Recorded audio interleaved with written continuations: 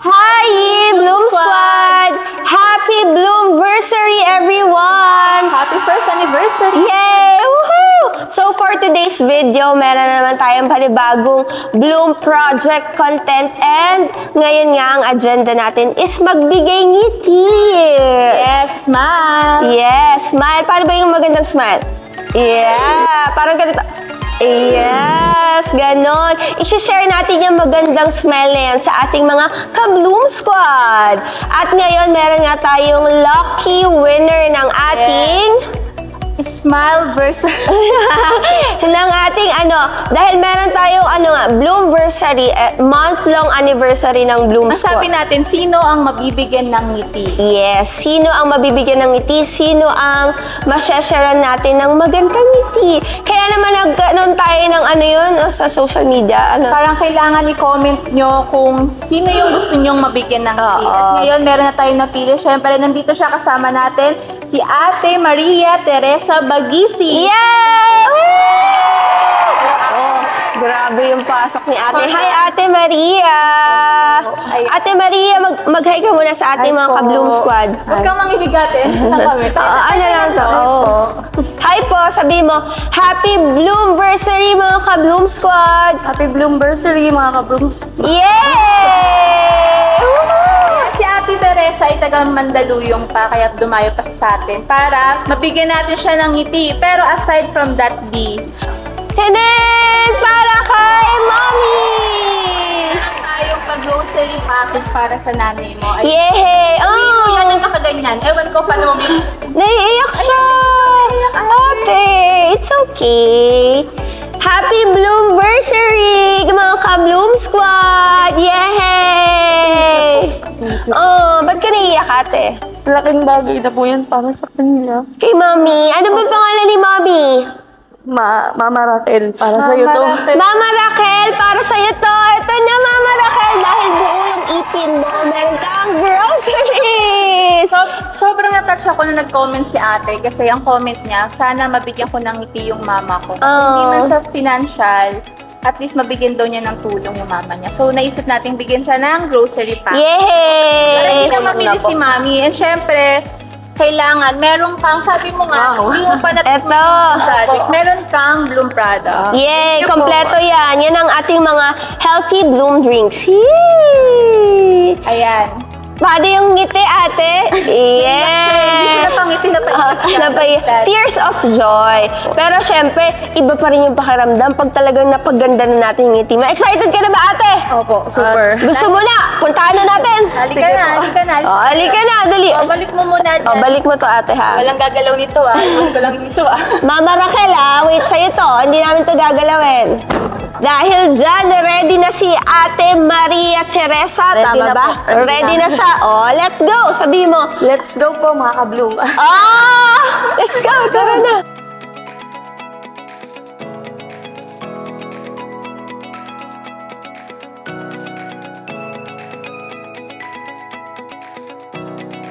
Hello everyone! So, ito na nga mga ka-Bloom Squad. Nandito na tayo sa Urban Smiles. Where? Beautiful smiles are made. By Doc RFD. Dental care po ang service na inihatid sa atin ni Doc RFD na naman. So, Doc, ano naman pong masasuggest nyo? Ito po kasi ang aming lucky winner sa aming month-long anniversary. Nabibigyan natin ng magandang ngiti si Ate. Carla na ngayon. Kanina Maria Teresa. Ayun na, Screen name. Excited ka? Opo. Okay. So, yung case niya, pag-uusapan na natin gagawin.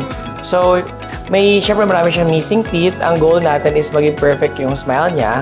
So, gagawa tayo ng tooth replacement option. So, ang gagawin natin today, mag-x-ray tayo para malaman kung may mga infection or may sira, kung may kailangang bunutin. But as much as possible, hindi tayo magbubunot kung kayang i-save. So, we'll do root canal, pasta, cleaning.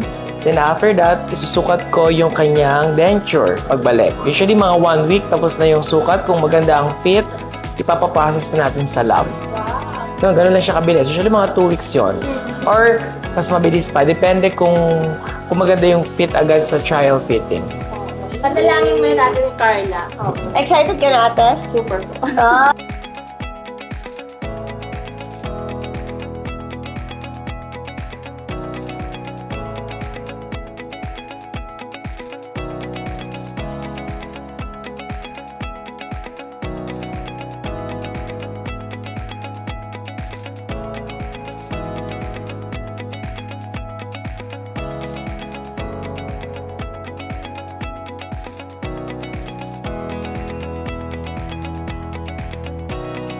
Hello everyone! Dr. RFD again.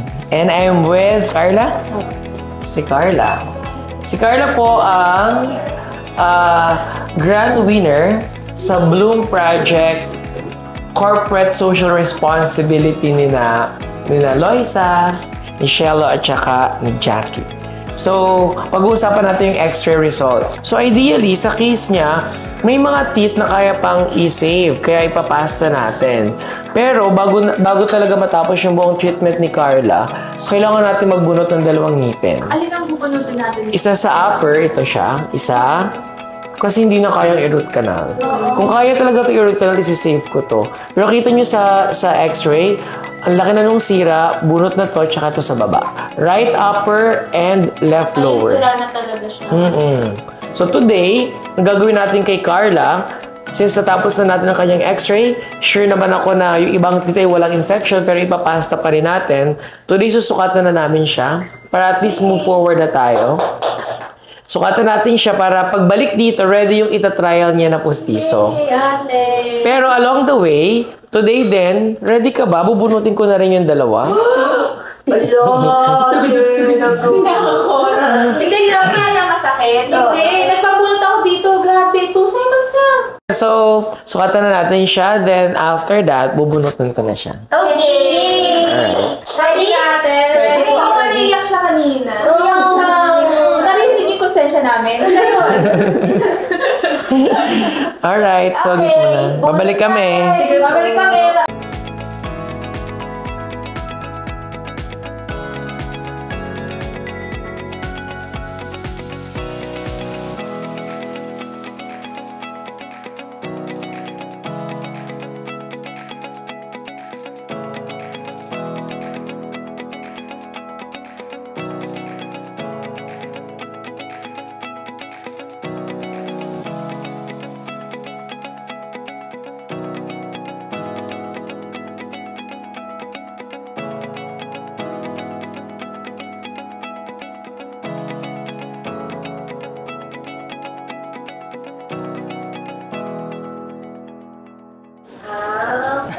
Results.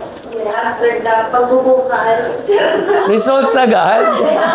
Hindi pa, part 1 lang to. Result, part 1. Kamusta ang pakiramdam? Kamusta naman ang RFD experience mo? Yes. How was it? Okay? Hindi siya makasalita. Sorry. Okay.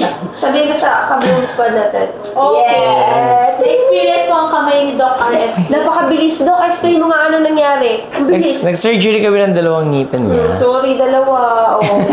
In 10 minutes. Sorry, 2 in 10 minutes. Bilis. Halika na. Super. Excited ka, no? Pagbalik niya after mga 3 to 5 days, ita-trial ko yung postiso, taas baba. Then, malalalam yung kailangan ipasta eh. So, bigyan mo kami ng time. Siguro mga 2 hours yun. Kaya matagal kasi maraming ipapasta. Alright? So, nasabi ko rin sa kanya mga instructions sa mga bawal kainin at pwedeng kainin. Bibigyan din namin siya ng reseta para sa gamot. Yay! So, sa mga gusto magpabunot at surgery dyan, in 10 minutes. So, mo nagpapadali. Minute to minute na. Si Doc RFD ba? Kasi merong may vogue. Kasi may event si Doc, mamaya ng Vogue. So, after niya maggano ng ipin, magbo-Vogue siya mamaya. Siya mamaya. Doc, paano ako posing sa Vogue event? Turuan mo. Ano nga namin yung outfit mo? Papakita natin yung outfit namin ni Doc. By Rian Fernandez yun. Oh, Rian Fernandez outfit sa Vogue. Abangan niya yan. Yes, Rian Fernandez siya yung gumawa ng winning gown ni Miss USA. Sorry. Sorry sa ate. No? Sorry. Sorry. Yay! Thank you, Doc! Yes, you're welcome. Thank you, Urban Smile. Yes. Thank you po.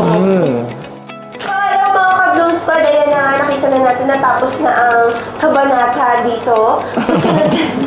Abangan natin ang susunod na kabanata sa next part nito. Makikita nyo rin in 3